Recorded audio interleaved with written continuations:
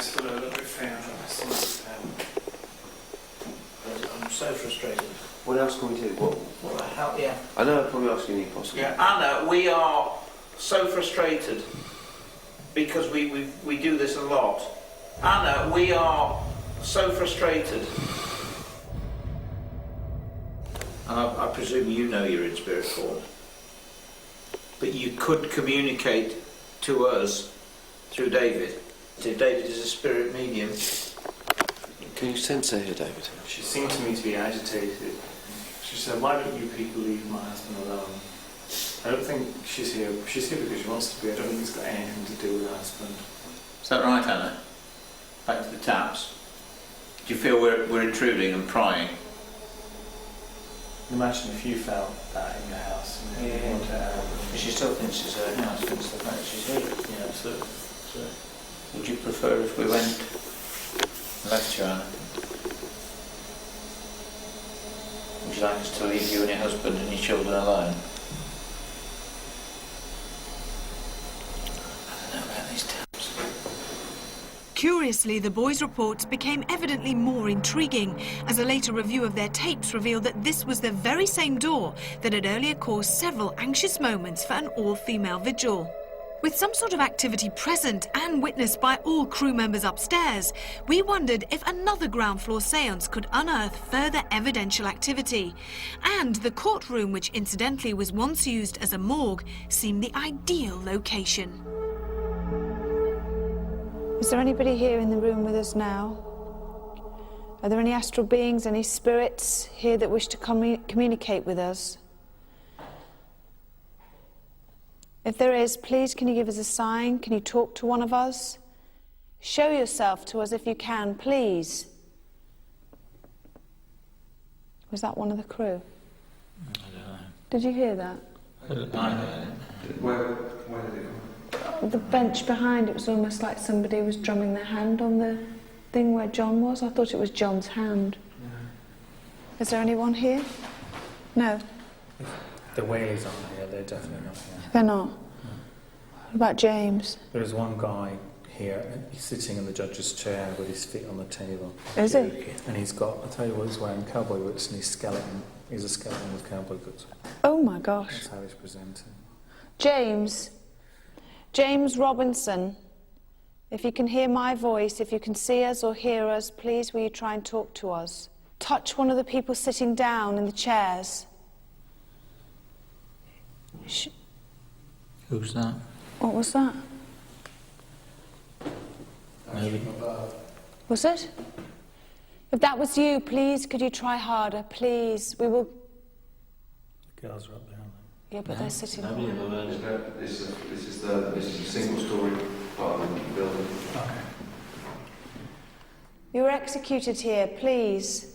One of you, please give us a definite...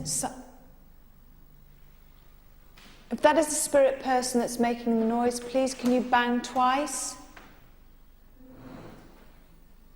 What was that? That was just here in the roads. No, it came from over there.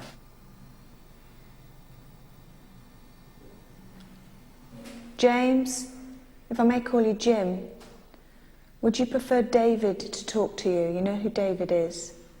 Please, if you do, and if you wish to have our help before we leave, we're about to leave in a few moments. Oh, did you hear that? Yeah, I heard it again. we're about to leave in a few moments.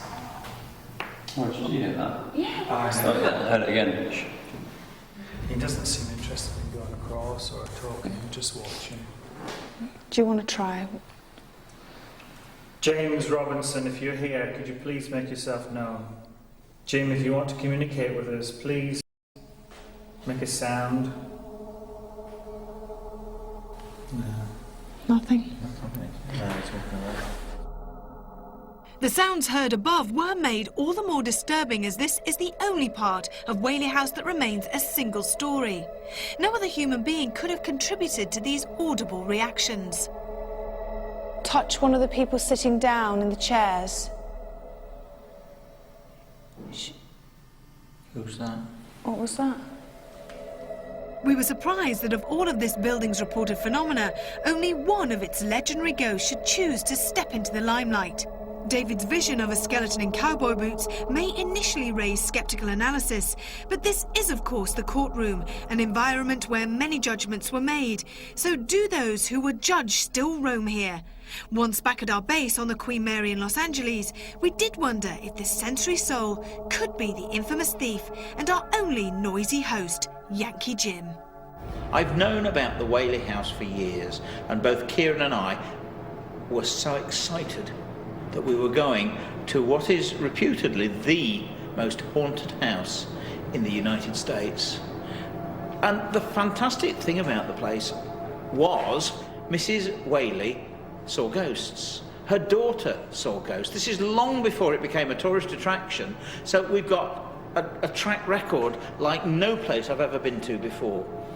And yet, unfortunately for me, it's proved to be quite a disappointment. This may be for a number of reasons. It has been established that some of the previous testimonies given by various investigative teams and also by mediums may be flawed and may not actually correspond to previous historical fact. And so we may be looking at a place that may not actually be haunted. That's one explanation. Another explanation is the general state of mind and feeling of the team. They had very, very high expectations and also were extremely tired. An all-female vigil was conducted in the upstairs theatre area.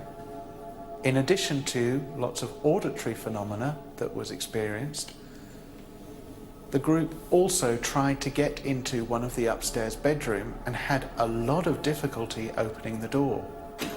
I can't get in. What's happened? I can't get the door open. It just won't. And this is bizarre. It's locked. I mean, it's my full force. This was immediately attributed to a paranormal source. However, on that particular evening, it was a storm watch in San Diego.